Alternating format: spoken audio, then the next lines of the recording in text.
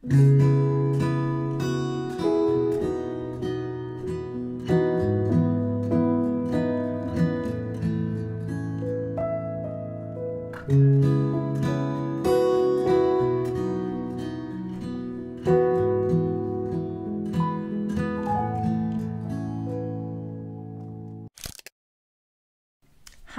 I'm Rosanna from Wara Crochet, and today I'm going to be sharing with you an update.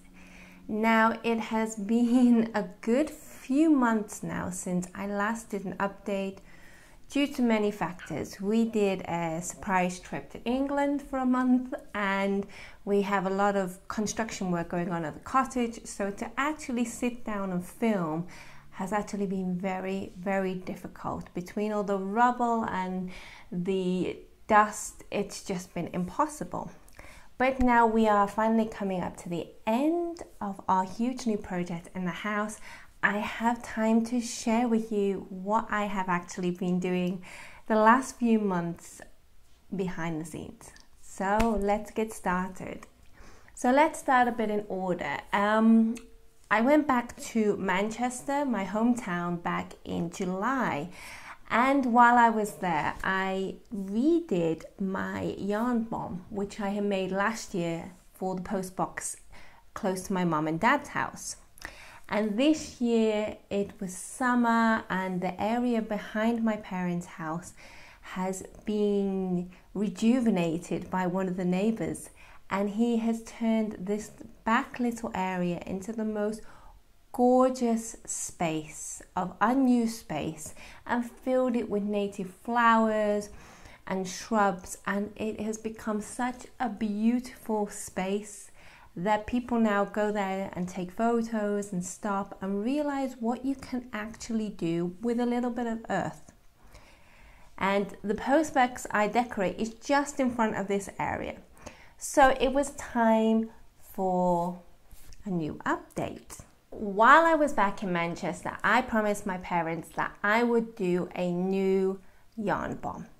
So the old one came off, and I had to think of an idea which was very English, people would know and people would enjoy, and something that could be changed over the seasons for my parents and the people in the community to alter the post box. And I came up with the idea of the Jolly Postman. For those of you who don't know this book, this is a very traditional English book, and I can't actually find it to hand at the moment because we are in construction, but it is a very traditional book which most of us grew up with or are reading to our children. So I will be reading the Jolly Christmas Postman this week to my daughter due to the Christmas season. And this book is a magical, special book which is filled with little letters that the postman delivers, and he goes on this beautiful adventure through all the storyland and shares a little story with the children through these letters. So it only seemed appropriate to me to make the Jolly Postman to go on top of our post box. So I'm going to throw in a few videos here of what I took during July and when I made my yarn box, my yarn bomb for my parents. And here you can see. On the top I made an amigurumi postman, and then I filled little spaces with letters.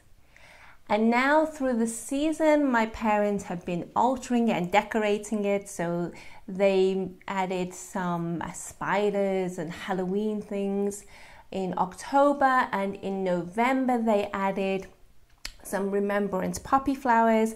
And now at Christmas, they have just decorated it once again with Christmas related, with a snowman and some Christmas lights to share.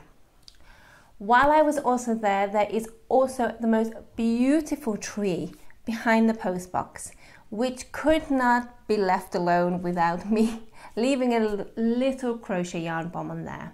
So I made a little tree hugger and left a little sign of positivity to share with the community.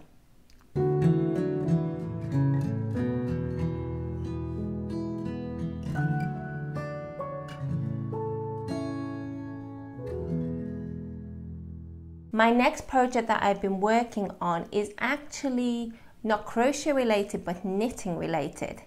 So one of my aims for years and years has been able to learn how to knit a jumper. And earlier this year, I decided to embark on this journey, and I knit my first jumper, and I really love it. I actually took it apart a little bit and made it a better fit for me. But I decided to up my game, and I wanted to try a two-color yoke knitted sweater. So here is what I've been working on, and I have been doing this as a knit along with my friend in Germany, and she has been helping me all the way along through the process because I am not the best knitter. I am very new to this, but I am very proud of what I've done so far. And so far, here is my knitted jumper, and I worked this in the continental style because I found this easier due to being able to do crochet, to have one yarn in each hand. And here's what it's come out so far. So I'm really pleased with how it's come out. Obviously I won't be wearing this now because we are just about to enter summer here, and the days are 30 degrees. It's very hot with some thunderstorms thrown in every now and again. So this will be used for winter here for me. And so far I've done the bodice, and I want to learn now how to make a magic loop to do the sleeves. So each time I do something in knitting, I'm trying to learn a new technique to push me on that little bit more. And this pattern is by I think Isabel Kramer. And I'm using some Gilead yarn, which I bought while I was back home in the UK, and this is pure wool, and it is gorgeous and squishy, and it's actually quite fun to be working with a yarn which is a bit thicker, because I tend to stick to thread yarns and very fine, and it's quite satisfying to see such a big project come together so quickly and not over months like I am used to. So this is my knitting project for the year, and the aim is to have this finished by the end of the year, so I can start a new project next year. But I'm so pleased with how it's come out so far. Next, I'm going to talk about a really special pattern which I have actually been working on for over a year on this design. This is a very simple idea, but simple ideas are always the most complicated to create. So this pattern is inspired by autumn flowers from my memories of England.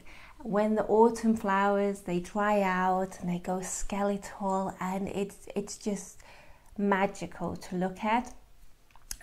So this pattern is inspired by cow parsley, which has like a cup form with all the fronds, and it's so delicate and beautiful. And I tried to recapture this through crochet using crochet cable technique. And I have been very precious about this pattern. I have not shared any photos. I have not showed anything on my social media or through my website on this design, because it is so precious to me and it's been very labor intensive. But it is finally in the testing stage, and I'm so excited that I've finally got to this point. And I'm going to share with you now because it's been very hidden for over a year. And this pattern is a scarf or a shawl. Now I'm hoping you'll be able to see this because I have used the same yarn to create this raised design of a cow parsley, and it has been used with cable crochet. So on just one side you will see the design, and it's here on the bottom of the scarf, and I will show you that this is a very substantial scarf to keep you warm during those cold days. And the pattern is on one side, and then on the other there is one little motif which when you throw over one side you will see on one side, just like so. I'll try not to hit the audio.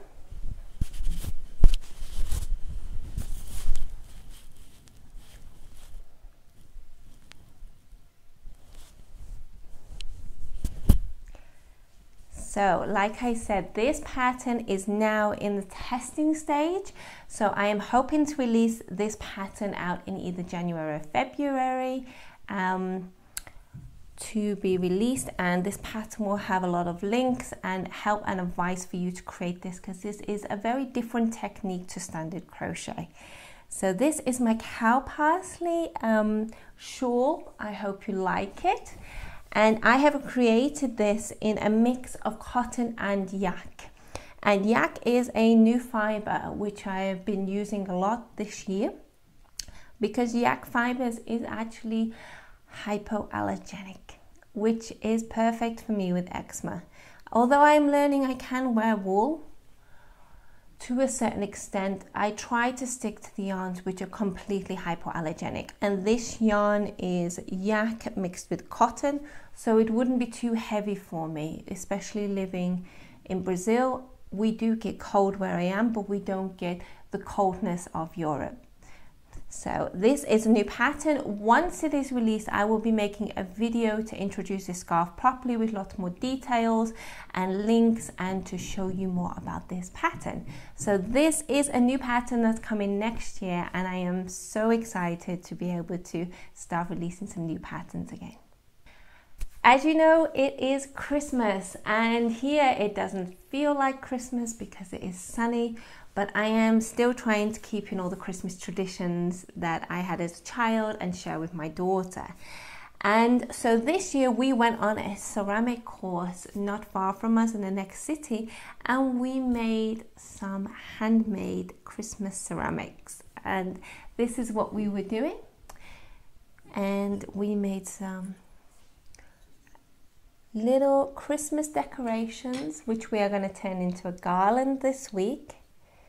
And inside has a relief of some, I think we used some lavender and also some pine trees to create some natural little reliefs.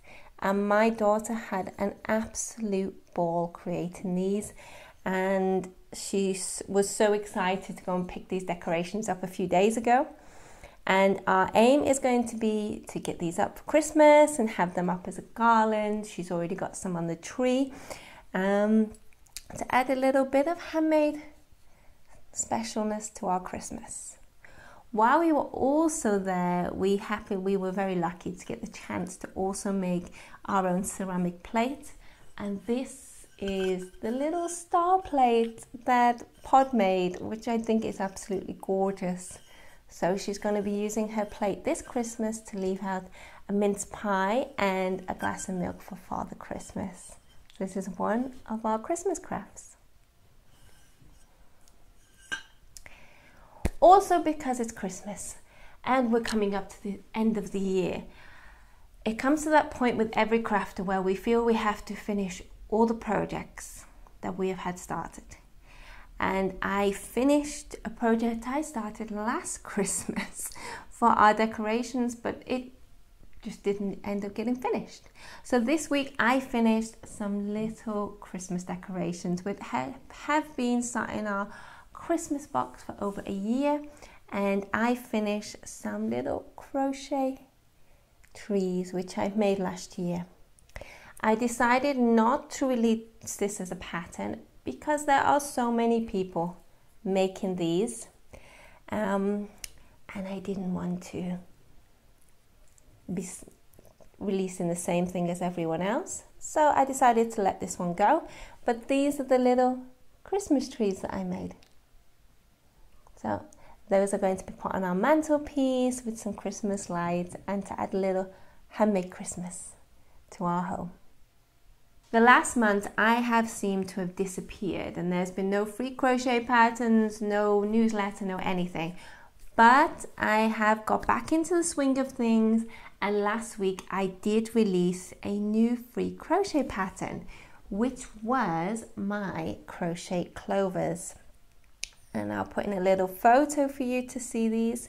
And on my website now and on YouTube, you can get a step-by-step full tutorial on how to make my gorgeous little crochet clovers, which are inspired by wildflowers which we have had growing in the cottage this year. We've never had these before, but they turned up this year.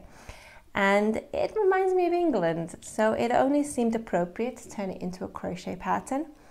And as per favorite for me for crochet flowers, I have used very fine yarn to try and create flowers and leaves that are as lifelike as possible.